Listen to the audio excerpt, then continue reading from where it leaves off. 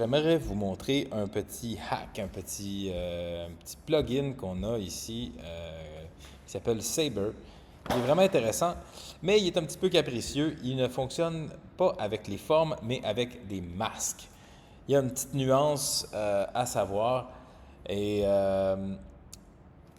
essentiellement, la manière d'aller importer une forme vectorielle pour qu'elle soit un masque, il faut aller directement dans Illustrator.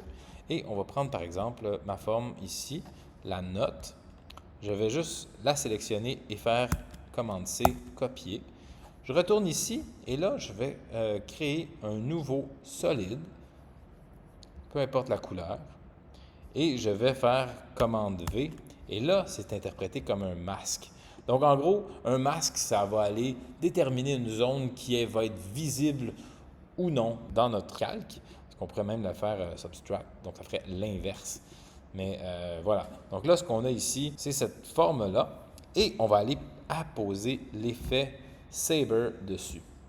Lorsqu'on va dans l'onglet Effects Control, par défaut, ça va être un sabre laser, donc une ligne. Mais ici, on va aller Customize Core, Core Type, et on va aller ici choisir Layer Mask.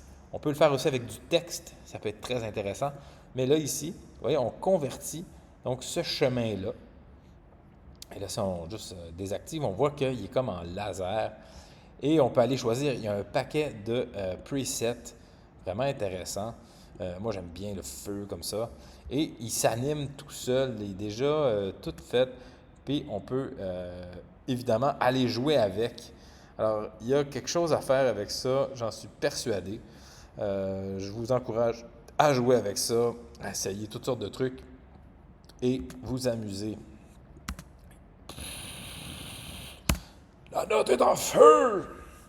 Et vous aurez peut-être une note de feu.